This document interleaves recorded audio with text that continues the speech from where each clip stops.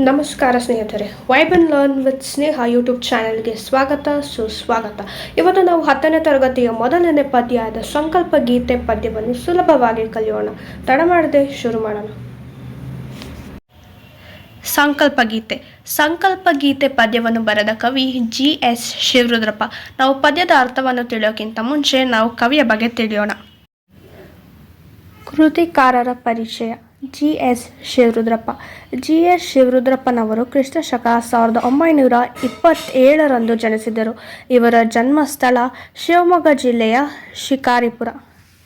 ಕವಿಯ ಪೂರ್ಣ ಹೆಸರು ಗೂಗರಿ ಶಾಂತವೀರಪ್ಪ ಶಿವರುದ್ರಪ್ಪ. ಕವಿಯವರು ಬರೆದಿರುವ ಕೃತಿಗಳು ಸಾಮಗಾನ, ಚೆಲುವು ಒಲವು, ದೇವಶಿಲ್ಪಿ, ದೀಪದ ಹೆಜ್ಜೆ, ಅನಾವರಣ, ವಿಮರ್ಶೆಯ ಪೂರ್ವ ಪಶ್ಚಿಮ, ಮಾಸ್ಕೋದಲ್ಲಿ 22 ದಿನಗಳು, ಸೌಂದರ್ಯ ಸಮೀಕ್ಷೆ.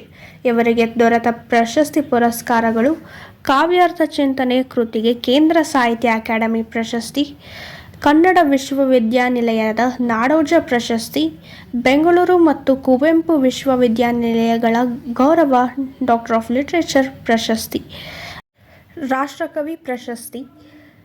1992 ದಾವಣಗೆರೆಯಲ್ಲಿ ನಡೆದ 61ನೇ ಅಖಿಲ ಭಾರತ ಕನ್ನಡ ಸಾಹಿತ್ಯ ಸಮ್ಮೇಳನದ ಅಧ್ಯಕ್ಷರಾಗಿದ್ದರು. ಈಗ ಪದ್ಯದ ಪ್ರವೇಶವನ್ನು ಓದಿ ನಾವು ಪದ್ಯವನ್ನು ಅರ್ಥ ಮಾಡಿಕೊಳ್ಳೋಣ. ಹಿಂದೆ ಗುರುವಿದ್ದ, ಮುಂದೆ ಗುರಿಯಿತ್ತು, ಸಾಗುತ್ತಿತ್ತು ಧೀರರ ದಂಡು ಎಂಬ ವಾಕ್ಯ ಹಿಂದಿನ ತಲೆಮಾರಿನ ಯುವಕರಿಗಿದ್ದ ನೆಲೆಯನ್ನು ತಿಳಿಸುತ್ತದೆ. ಇಲ್ಲಿ ಈ ವಾಕ್ಯ ಏನು ಸೂಚಿಸುತ್ತಿದೆ ಅಂದರೆ, ಹಿಂದಿನ ತಲೆಮಾರು ಅಂದರೆ ಹಿಂದಿನ ಕಾಲದಲ್ಲಿ ಯಾವುದೇ ಒಂದು ವ್ಯಕ್ತಿ ಏನಾದರೂ ಸಾಧಿಸಬೇಕು ಅಂತ ಇದ್ದರೆ ಅವ್ರ ಹಿಂದೆ ಗುರು ಇರ್ತಿದ್ರು, ಅವ್ರ ಮುಂದೆ ಗುರಿ ಇರ್ತಿತ್ತು. ಅದು ಅವರ ಸಾಧನೆಗೆ ಕಾರಣವಾಗ್ತಿತ್ತು. ಹೋಗಬೇಕಾದ ದಾರಿ, ತಲುಪಬೇಕಾದ ಗುರಿ ಸ್ಪಷ್ಟವಾಗಿದ್ದರೆ ಅರ್ಧ ಯಶಸ್ಸನ್ನು ಪಡೆದಂತೆ. ಈ ವಾಕ್ಯ ಏನು ಸೂಚಿಸುತ್ತದೆ ಅಂದರೆ, ನೀವು ಏನು ಸಾಧಿಸಬೇಕು ಮತ್ತು ನಿಮ್ಮ ಗುರಿ ಏನು, ಆ ಗುರಿಯನ್ನು ತಲುಪಬೇಕಾದ ದಾರಿ ನಿಮಗೆ ಗೊತ್ತಿದ್ದರೆ ನೀವು ಆ ಸಾಧನೆಯನ್ನು ಮಾಡಲು ಅರ್ಧ ಗೆದ್ದಂತೆ ಅಂತ ಈ ವಾಕ್ಯ ಸೂಚಿಸುತ್ತದೆ. ಸ್ವಾತಂತ್ರ್ಯ ನನ್ನ ಆಜನ್ಮ ಸಿದ್ಧ ಹಕ್ಕು ಎಂದು ತಿಲಕರು. ಸ್ವಾತಂತ್ರ್ಯಗೊಳಿಸುವುದೇ ಜೀವನದ ಏಕೈಕ ಸಂಕಲ್ಪ ಎಂದುಕೊಂಡ ರಾಷ್ಟ್ರಪಿತ ಗಾಂಧೀಜಿ ಸಾಧಕರೆನಿಸಿಕೊಂಡರು. ಸ್ವಾತಂತ್ರ್ಯವನ್ನು ಪಡೆಯುವುದು ನಮ್ಮ ಹಕ್ಕು ಎಂದು ಬಾಲ್ ಗಂಗಾಧರ್ ತಿಲಕ್ ಅವರು ಹೇಳ್ತಾರೆ. ಸ್ವಾತಂತ್ರ್ಯಗೊಳಿಸುವುದೇ ಜೀವನದ ಏಕೈಕ ಸಂಕಲ್ಪ ಅವರು ದೃಢ ನಿರ್ಧಾರ ತಗೊಂಡಿರ್ತಾರೆ. ಗಾಂಧೀಜಿಯವರು ನಮ್ಮ ದೇಶವನ್ನು ಬ್ರಿಟಿಷ್ ಆಳ್ವಿಕೆಯಿಂದ ಮುಕ್ತಗೊಳಿಸಬೇಕು ಅಂತ ದೃಢ ನಿರ್ಧಾರ ತಗೊಂಡಿರ್ತಾರೆ. ಅವರು ಆ ದೃಢ ನಿರ್ಧಾರದ ಪ್ರಕಾರ ಸಾಧನೆಯನ್ನು ಸಾಧಿಸ್ತಾರೆ. ನಮ್ಮ ಭಾರತ ದೇಶವನ್ನು ಬ್ರಿಟಿಷ್ ಆಳ್ವಿಕೆಯಿಂದ ಮುಕ್ತಪಡಿಸ್ತಾರೆ.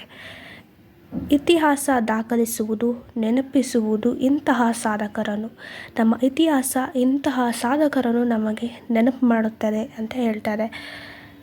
ಸಾಧಕನು ತಾನು ಕಂಡ ಕನಸನ್ನು ಎಷ್ಟೇ ತೊಡಕುಗಳು ಬಂದರೂ, ಅಡ್ಡಿ ಆತಂಕಗಳು ಎದುರಾದರೂ ನನಸಾಗಿಸುತ್ತಾನೆ. ಹೀಗೆ ಸಂಕಲ್ಪದತ್ತ ದೃಢ ನಿರ್ಧಾರದಿಂದ ಕ್ರಿಯಾಶೀಲನಾದರೆ ಅಸಾಧ್ಯವಾದದ್ದು ಯಾವುದೂ ಇಲ್ಲ.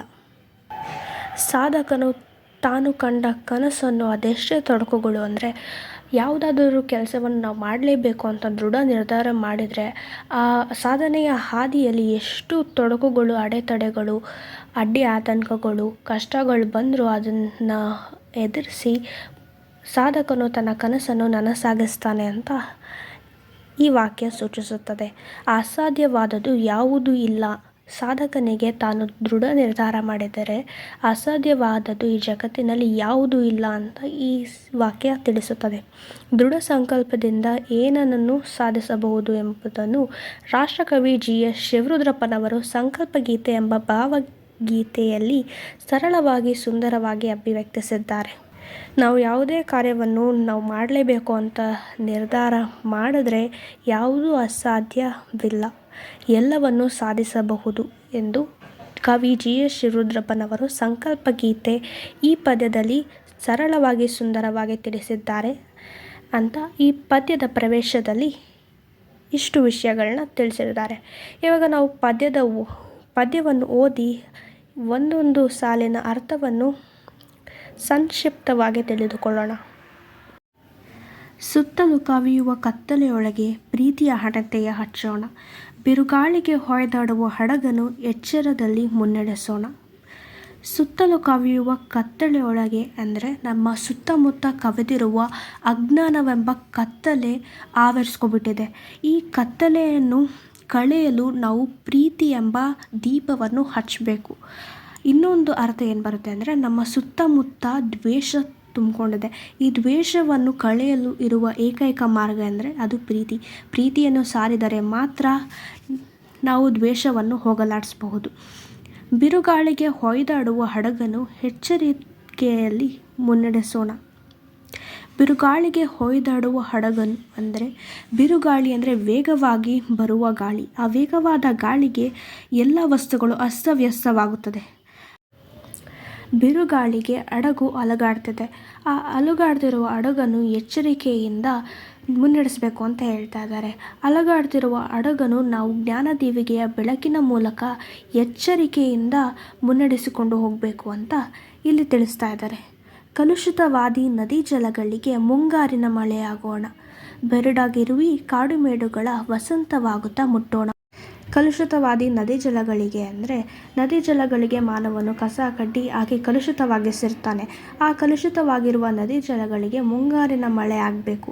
ಯಾವ ರೀತಿ ಮುಂಗಾರಿನ ಮಳೆ ನದಿ ಜಲಗಳನ್ನು ಸ್ವಚ್ಛಗೊಳಿಸ್ತೋ ಅದೇ ರೀತಿ ಮಾನವನು ನದಿ ಜಲಗಳನ್ನು ಶುದ್ಧವಾಗಿಟ್ಟುಕೊಳ್ಳಲು ಸಂಕಲ್ಪ ಕೈಗೊಳ್ಳಬೇಕು ಅಂತ ಇಲ್ಲಿ ತಿಳಿಸಿದ್ದಾರೆ. ಬರಡಾಗಿರುವ ಕಾಡುಮೇಡುಗಳು ಅಂದರೆ ಮಾನವನು ಗಿಡ ಮರಗಳನ್ನು ಕಡಿದು ಕಾಡುಮೇಡುಗಳನ್ನು ಬರಡಾಗಿಸಿದ್ದಾನೆ. ಆ ಕಾಡುಮೇಡುಗಳನ್ನು ನಾವು ಸಂರಕ್ಷಿಸುವ ಸಂಕಲ್ಪ ಕೈಗೊಳ್ಳಬೇಕು. ಹಚ್ಚ ಹಸಿರಿನಿಂದ ಕಣ್ಗೊಳಿಸುವಂತೆ ಮಾಡಬೇಕು. ಹೇಗೆ ವಸಂತ ಋತುವಿನಲ್ಲಿ ಪ್ರಕೃತಿ ಹಚ್ಚ ಹಸಿರಿನಿಂದ ಹೆಪ್ಪುಗಟ್ಟಿರುತ್ತೋ ಆ ರೀತಿ ಮಾಡುವಂತೆ ನಾವು ಸಂಕಲ್ಪ ಕೈಗೊಳ್ಳಬೇಕು. ನಮ್ಮ ಪ್ರಕೃತಿಯನ್ನು ಸಂರಕ್ಷಿಸಬೇಕು ಎಂದು ಕವಿ ಇಲ್ಲಿ ತಿಳಿಸಿದ್ದಾರೆ. ಬಿದ್ದುದನ್ನು ಮೇಲೆಬ್ಬಿಸಿ ನಿಲ್ಲಿಸಿ ಹೊಸ ಭರವಸೆಗಳ ಕಟ್ಟೋಣ. ಮನುಜರ ನಡುವಣ ಅಡ್ಡಗೋಡೆಗಳ ಕೆಡವುತ್ತಾ ಸೇತುವೆ ಆಗೋಣ. ಬಿದ್ದುದನ್ನು ಮೇಲೆಬ್ಬಿಸಿ ನಿಲ್ಲಿಸಿ ಅಂದರೆ ಯಾರು ಜೀವನದಲ್ಲಿ ಆತ್ಮವಿಶ್ವಾಸ ಕಳ್ಕೊಂಡಿರ್ತಾರೋ, ಮಾನಸಿಕವಾಗಿ ಕುಗ್ಗಿರ್ತಾರೋ ಅಂಥವರ ಬಾಳಿನಲ್ಲಿ ನಾವು ಭರವಸೆಯನ್ನು ಮೂಡಿಸಿ ಅವರು ಬದುಕುವಂತೆ ನಾವು ಮಾಡಬೇಕು. ಮನುಜರ ನಡುವಣ ಅಡ್ಡಗೋಡೆಗಳು ಅಂದರೆ ಮನುಜರ ನಡುವೆ ಭಾಷೆ, ಜಾತಿ, ಕುಲ, ಮತ, ಧರ್ಮ ಎಂಬ ಭೇದ ಭಾವದಿಂದ ಮನುಜರ ನಡುವೆ ಅಡ್ಡಗೋಡೆ ನಿರ್ಮಾಣವಾಗಿದೆ. ಈ ಅಡ್ಡಗೋಡೆಗಳನ್ನು ಸ್ನೇಹ, ಪ್ರೀತಿ, ನಂಬಿಕೆ ಮೂಲಕ ಈ ಅಡ್ಡಗೋಡೆಗಳನ್ನು ಕೆಡವಿ ಮನುಜರ ನಡುವೆ ಸೇತುವೆ ಆಗೋಣ ಎಂದು ಕವಿ ಈ ಸಾಲಿನಲ್ಲಿ ತಿಳಿಸಿದ್ದಾರೆ. ಮತಗಳೆಲ್ಲವೂ ಪಥಗಳು ಎನ್ನುವ ಹೊಸ ಎಚ್ಚರದೊಳು ಬದುಕೋಣ. ಭಯ ಸಂಶಯದೊಳು ಕಂದಿದ ಕಣ್ಣೊಳು ನಾಳಿನ ಕನಸನ್ನು ಬಿತ್ತೋಣ. ಮತಗಳೆಲ್ಲವೂ ಪಥಗಳು ಎನ್ನುವ ಅಂದರೆ ಮತಗಳು ಅಂದರೆ ನಮ್ಮ ದೇಶ ಹಲವಾರು ಜಾತಿ ಧರ್ಮಗಳನ್ನು ಹೊಂದಿದೆ. ಎಲ್ಲ ಮತಗಳು ದಾರಿ ತೋರಿಸುವ ದೀಪಗಳಾಗಿರುವುದರಿಂದ ಎಲ್ಲವನ್ನು ಪುರಸ್ಕರಿಸಿ ನಾವು ಎಚ್ಚರಿಕೆಯಿಂದ ಬದುಕಬೇಕು ಎಂದು ಈ ವಾಕ್ಯ ತಿಳಿಸುತ್ತದೆ. ಭಯ ಸಂಶಯದೊಳು ಕಂದಿದ ಕಣ್ಣೊಳು ಅಂದರೆ ಭಯ ಸಂಶಯಗಳಿಂದ ಮಾನಸಿಕವಾಗಿ ಕುಗ್ಗುತ್ತಿರುವ, ಆತ್ಮವಿಶ್ವಾಸ ಕಳೆದುಕೊಳ್ಳುತ್ತಿರುವ ಆ ಜನರ ಬದುಕಿನಲ್ಲಿ ಭರವಸೆಯನ್ನು ಮೂಡಿಸಿ ಅವರು ಬದುಕುವಂತೆ ಮಾಡಬೇಕು. ಹಾಗೂ ಅವರ ಜೀವನದಲ್ಲಿ ನಾವು ನಾಳಿನ ಕನಸನ್ನು ಬಿತ್ತುತ್ತಾ ಅವರು ಬದುಕು ನಡೆಸುವಂತೆ ಮಾಡಬೇಕು ಎಂದು ಕವಿ ಇಲ್ಲಿ ತಿಳಿಸಿದ್ದಾರೆ.